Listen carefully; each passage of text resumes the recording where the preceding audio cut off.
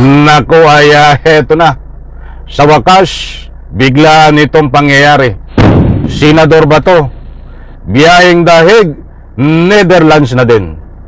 Kahit anong ginawa niya, nagpalitan nyo ang kanyang buhok, ay nilagyan ng wig. Lahat ay ginawa niya upang hindi siya makilala. Ay nakilala pa rin ho, hindi nakalusot. Alright, welcome back to my YouTube channel. I'm Andy's Vlog. Nako, ito ho, breaking news. Senador Bato, biglaan biyahing Netherlands na. Yan ho, sa dahig. Nako, ayan ho, ang nangyari sa inyo, Senador Bato. Mga kaibigan, hindi po ito fake news. Bibigyan ko po kayo ng katibayan, resibo, at ibabagi ko po sa inyo dito po sa usapin na biyahing dahig Netherlands. Biglaan itong si Senador Bato. Mga kaibigan, ang una pong biniyahe, ang unang nagbiyahe papuntang Netherlands ay itong si dating Presidente Digong at sinakay ho sa aeroplano, mga kaibigan, at doon ho nakakulong. Hanggang ngayon po ay kasalukuyang nakakulong diyan ho si dating Presidente Digong sa dahig Netherlands. Ba't ito ang mas matindi, mga kaibigan? Ay biyaheng dahig Netherlands din itong si Senador Bato. At yan ho ay mismo na kalalabas lang ho na balita, mainit-init pa ngayong araw na ito. Dahil biglaan din po ang pagpunta nito si Senador Bato diyan ho sa Senado. Ay baka ito ay na-corner. Ito ay napaligiran diyan sa Senado. Akala ko ba hindi ka mahuhuli diyan sa Senado, Senador Bato? Ano ang nangyari? Dahil dito sa ibabagi ko po sa inyo, sa maniwala kayo sa hindi, ay talagang biyaheng Netherlands na itong si Senador Bato, mga kaibigan. At nabanggit niya pa dito, lahat ay ginawa niya na magsusuot ng wig, o nagsuot ng wig, nagbalat kayo. Yung ulo niya ay nilagyan ng ikangapoy buhok, iba't ibang uri ng buhok. Subalit hindi rin po nakalusot, datapwat, mga kaibigan. Sa puntong ito, muli kong inuulit, Senador Bato, biglaan biyahing dahig Netherlands. Iyan ho ang ating bibigyan ng linaw, mga mahal kong taga-subaybay. Huwag niyo pong kaligtaan, panoorin, pakinggan ang ibabahagi ko po sa inyo. Nako po, ay heto na, Senador Bato. Nako, ay ibabiyahin na ba ito? Mga kaibigan, ay magkikita sila ni Digong.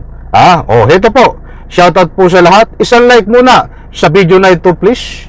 Paki-like lang po kung nagustuhan nyo po. At syempre, kung hindi pa kayo nakasubscribe dito sa aking maliit pa na YouTube channel, please subscribe, mga kaibigan. Salamat. Heto po. At wag na nating patagalin.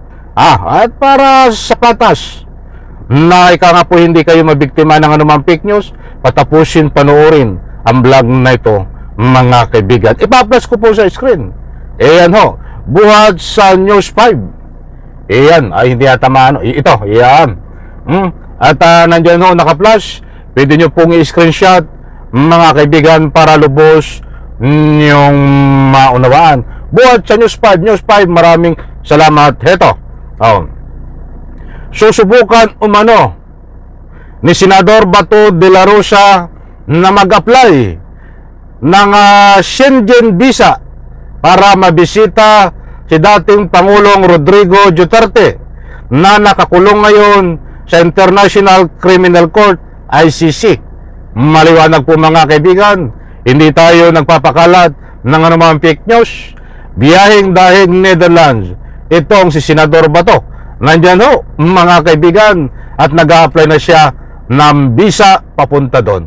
Gusto ko munang kunin ang inyong panig, mga mahal kong taga-subaybay. Pinaglululoko tayo nito si Senador Bato. Mantakin niyo ho. Sasabihin niya dito na biyahe siya ng Netherlands. Anak ko po, ano kami, buwang na maniniwala sa iyo? Ay ikaw nga nagtatago Ilang linggo ka nagtatago. At ikaw ay takot na takot. Meron ka pang nalalaman na pagsuot ng wig. How come yung sinasabi mo na mag-a-apply ka ng visa, biyaheng Netherlands para bisitahin itong si Digong Duterte? Ay kalukuhan mo yan. Ikaw ay hindi na alam ang ginagawa ba to? Huwag mo kaming paglulukuhin. Anak ng katakot-takot ka. Ay hindi ka na makapagyayabang. Senador ba to? Dahil kanina napanood ko yung kanyang mga interview ay nagyayabang sige lang, sige lang. I'm ready. Iniintay ko ang warrant of arrest. Iniintay ko ako ay arestuhin. Ibabagi ko po sa inyo yung video na yan. May nakuha po ako sa kanyang pagyayabang kanina. Mga kaibigan, ito pa. Nang tanungin sa posibilidad na i-detain siya sa nasabing bansa, sinabi ng senador na magsuot siya ng wig para hindi siya makilala. Nandiyan po mga kaibigan, i-screenshot nyo po. At yan po ang sinasabi nitong si Senador Bato. Magsusuot daw siya ng wig para hindi makilala. Maniniwala po ba kayo mga mahal kong taga-subaybay na itong si Senador Bato ay pupunta riyan sa Dahig, Netherlands, sa kulungan nitong si Digong Duterte upang bisitahin? Alam ko po, hindi kayo maniniwala dahil nasa tama kayong pag-iisip. Ang maniniwala lang po dito ay yung kanyang mga tagasunod at siyempre, walang sa tamang pag-iisip. Pantakin niyo, pupunta sa Netherlands, ay hindi na ito abutin mga kaibigan. Hindi na ito makakapagyabang. Dahil ito ay ayoko naman pangunahan ang kinaukulan. Biglaan itong aarestuhin. Hindi na ito tatagal. Kung biglaan ang pag-aresto dito kay Digong Duterte, ganyan din ang mangyayari dito kay Bato de la Rosa. Datapwat siya ilang linggo nang nagtatago. Tapos kanina biglang lumantad diyan sa Senado at nagyayabang at yan ang kanyang isang pagyayabang. Nag-a-apply daw siya ng visa papunta diyan kay Digong Duterte sa Dahig, Netherlands. Kaya't ang nasabi ko nga ay biyaheng Dahig, Netherlands itong si Senador Bato para bisitahin itong si Digong Duterte. Yan ay pawang pagyayabang, kalukuhan ang mga sinasabi na Bato na malayo sa katotohanan. Ay dito pa nga lang wala pa nga warrant of arrest. Siya lang ang nagpo-proclaim sa sarili niya na may warrant of arrest. Kaya tago ng tago, tinatakot ang kanyang sarili. But anyway, alam po naman natin na pwedeng sabihin na may warrant of arrest to. Dahil ang paghuli ng ICC ay biglaan. Kaya ito biglaan din pong huhulihin katulad na nangyari kay Digong. Ito pa mga kaibigan, si De La Rosa ang nagsilbing Philippine National Police PNP Chief inulunsad sa investigasyon ng ICC. Huwag na po yan, ito pa. Ipa-flash ko po diyan sa screen. Ito. Nandiyan po. Ang sabi niya, mag-try akong mag-apply ng Schengen visa kung issuean ako din maybe pag may pagkakataon before election, sana makabisita ako sa kanya. So before election daw siya ay papunta diyan sa Dahig, Netherlands. Nakabulahin mo ang ulo mo na bilog, huwag mo kaming paglulukuhin. Sige lang, kung i-detain nila ako doon, magpunta ako doon sa Dahig, mag-wig ako para hindi nila ako makilala doon. Senador Bato, April 3, 2025. Yan po ang pahayag ni Bato. Naka-flash diyan sa screen, mga mahal kong taga-subaybayan. Ako po, nagyayabang pa ito, mga kaibigan, at bibigyan ko po kayo, mga mahal kong taga-subaybay, ng ano pang dito, latest update kay Bato.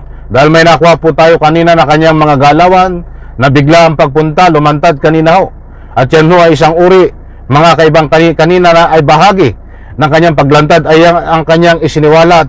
Mga kaibigan, nagyayabang pa siya na isang uri na panluluko yan na hindi pwede namang mangyari, mga kaibigan. Dahil ito ay takot na takot nga, ayaw nga sumuko, ayaw magpahuli. Paano pa pupunta diyan sa Dahig, Netherlands?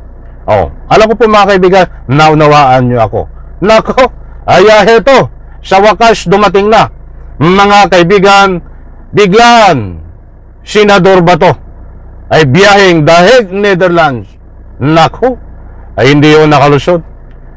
Kahit nagsuot siya ng wig, nagbalat kayo, nagpalitan nyo, ay kayang hulihin ito ng ICC Interpol kapag lumabas na ang warrant of arrest, mga kaibigan. Kaya't abangan po natin ito dahil kabang-abang itong mga mahal kung taga-subaybay. Isang like ko sa video na ito. Maraming salamat. Bye-bye. Palakpakan.